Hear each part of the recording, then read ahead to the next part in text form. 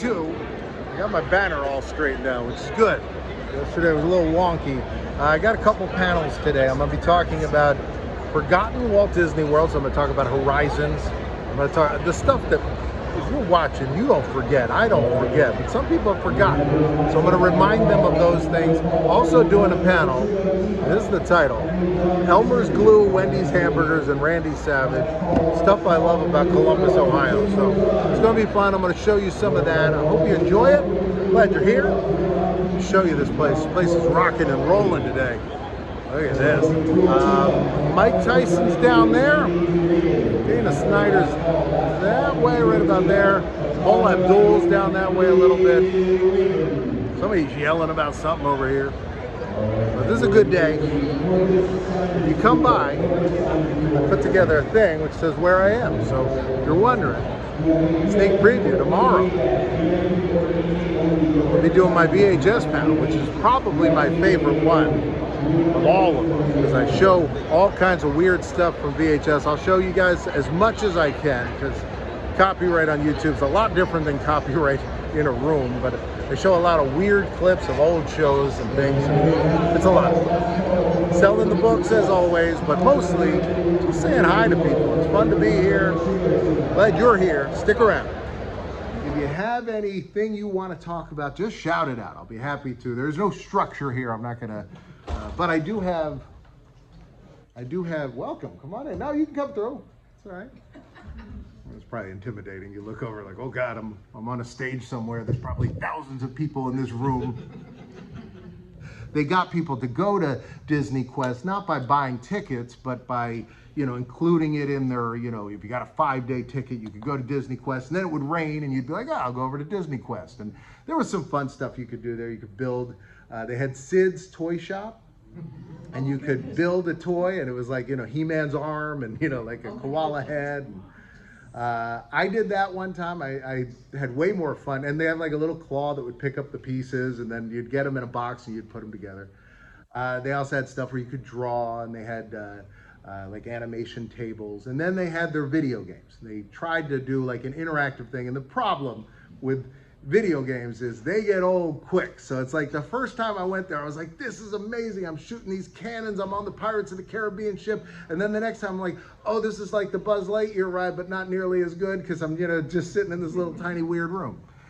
They also had a Jungle Cruise ride where you were being attacked by dinosaurs, and they had paddles with wheels on them, and you had to like roll them on this.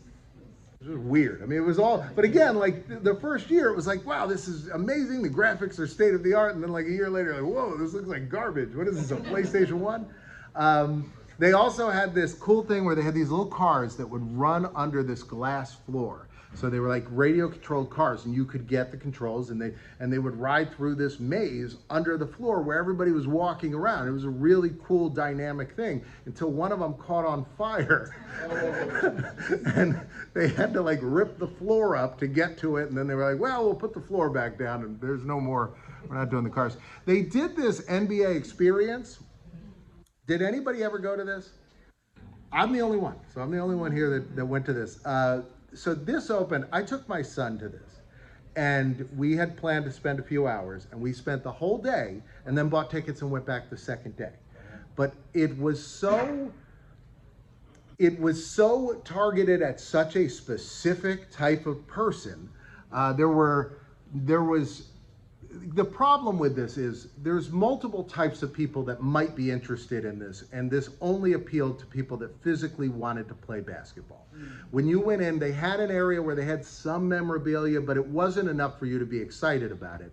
But they had these dribbling stations where you learned how to, it was set up to be like a combine, as if you were drafted to join the NBA. And so they'd measure your arms, and they'd measure all this stuff with a computer, and then they'd set you on this journey where you had to go to this station and that station, and then at the last station you were playing against players they had there. And my son loved it. I mean, and he got, he was probably 10 at the time, got drenched in sweat. He was like, this is the best time I've ever had. This is the best Disney they've ever done.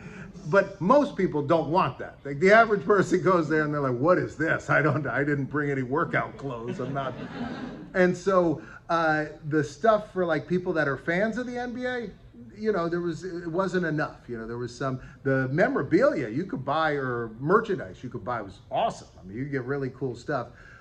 They had some films. They had like 2 films, which I watched the first one, and it was so bad. They were great. They were great in their awfulness. I wish that I saved them.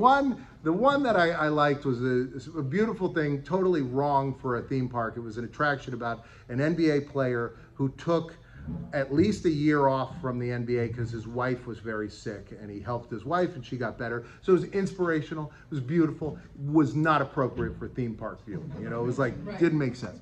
But the other one, this dad comes home and he's like, honey, and she's shooting hoops in the driveway, and he goes, we're going to an NBA game. And then they proceeded for the next 15 minutes to have a commercial about what it's like to go to an NBA game in a fantasy world where the entire game is centered around you and your family. Like, they arrive, the mascot's like ushering them in. They're, you know, they got their giant popcorn. They sit in the front row. Players are falling on their lap. They're, you know, like they catch a ball and the guy signs it and gives it to them. I was like, what is this?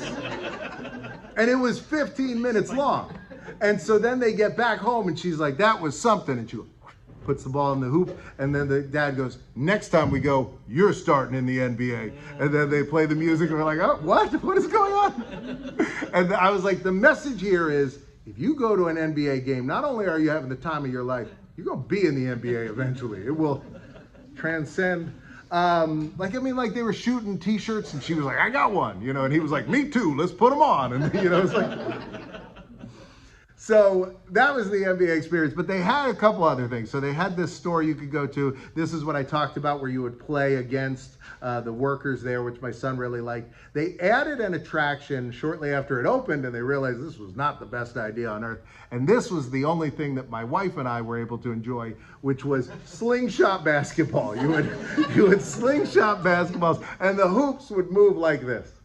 You know, so like you and they go up and down and side to side. It was great. Like, that was the most fun thing in the world. Now, they had one other thing, and this should, if you want to know why this attraction did not last very long, they had a sort of like a meet and greet. You know how you might have a costume Mickey or something, but instead they had a wax statue.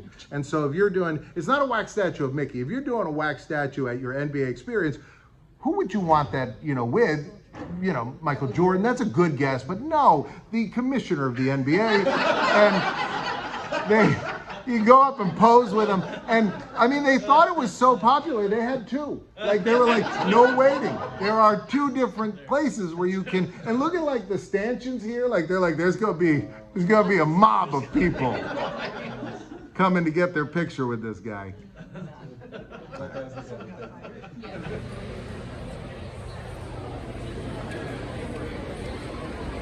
Anybody ever been to Arthur Treacher's? There's one in Cuyahoga Falls. I went there, and it's jamming, by the way. I went there at like 2:30 in the afternoon on like a Thursday. So it should be dead, right? By all accounts, no one should be at Arthur Treacher's. And there's like a line at the register. I mean, like, everybody's there. I don't know how they do it, but they really are packing them in. And I also noticed this. I went there, this was last year, and I talked to the lady at the counter, and I said, they had these things called lemon loves, and I don't know what that was. It turned out it was like a lemon pie. And I said, how's the lemon loves? And she goes, and this was a lady, she had to be 80 years old. She goes, they're the bomb. And I was like, they're the bomb? I'll take one. But Arthur Treacher's Fish and Chips started here. I went to Cuyahoga Falls on my way to Columbus before Animate. I did a video of this as well. And I bought my Arthur Treacher's Fish and Chips and drove it down here on High Street. There's a pawn shop that used to be the original Arthur Treacher's. So me, a homeless guy, and a bird ate Arthur Treacher's Fish and Chips in that parking lot. Lucky number 7. I like it.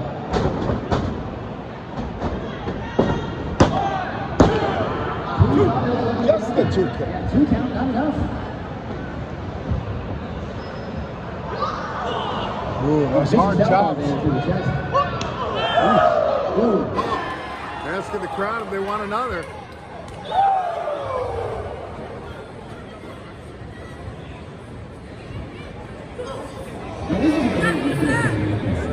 Oh no.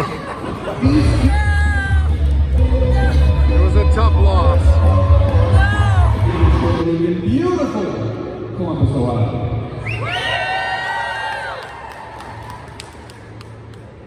But it couldn't help to do a little research on the Enterprise and heard that this man here, Star-Lord, has been the FSCW champion for 810 days. That's true, he's the champ. Yes,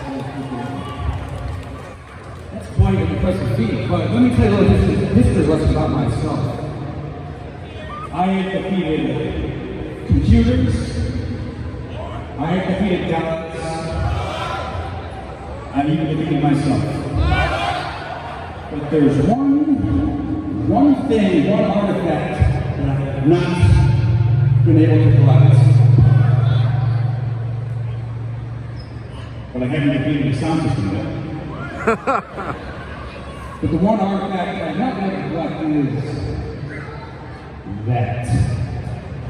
Oh, the FSCW title. You want this? Yes. Okay. So I'm going to challenge the Lord of the Stars, Captain Kirk, Star-Lord. These guys are great.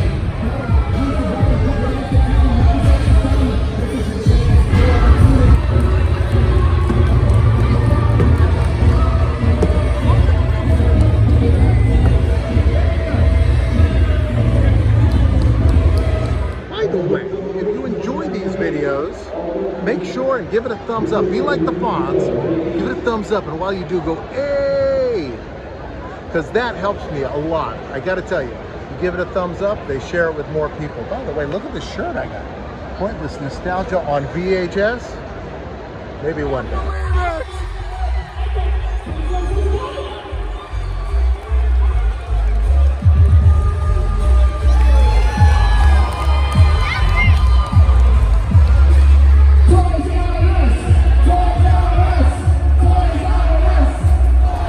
Geoffrey the Giraffe is here in the FSCW arena. This is unbelievable. Geoffrey's back. Oh!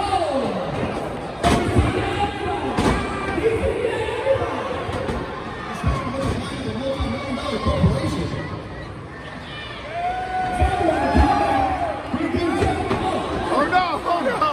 No! No!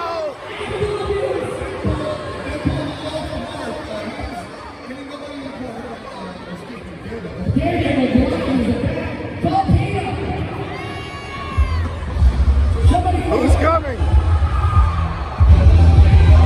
What?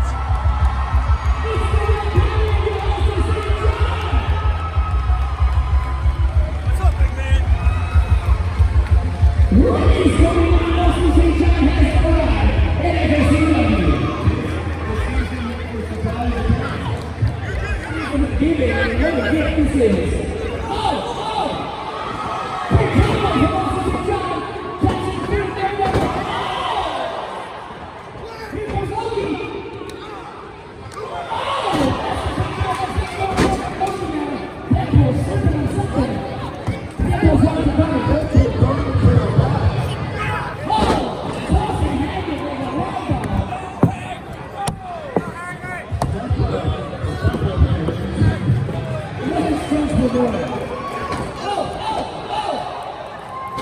Austin St. John is clearing house.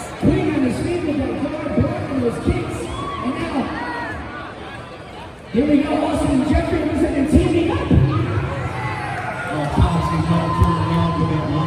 Wait, what's going on? Is it? Oh, it's the pizza table? Pizza table. Pizza table. Pizza table.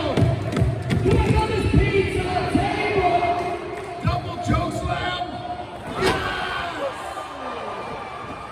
Geoffrey goes for the cover.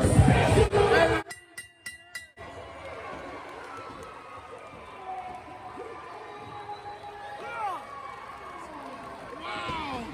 We've got a new champ. Geoffrey the Giraffe. Unbelievable! With the assist of Austin St. John, Geoffrey, Crusader.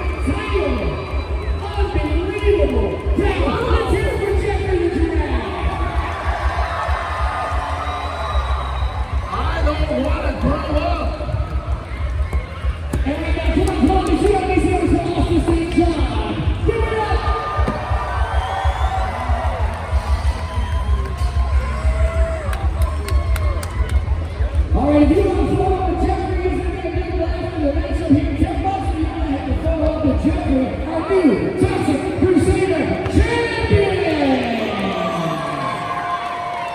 Well, if you're still looking for that, I guess you got the merch too. We got t-shirts, we got posters. Well, it's been quite a day. The wrestling was awesome. Everything was awesome today. I hope you enjoyed it. Right now, right over the Drunk on Disney logo, there's going to be a box. And over here, another box.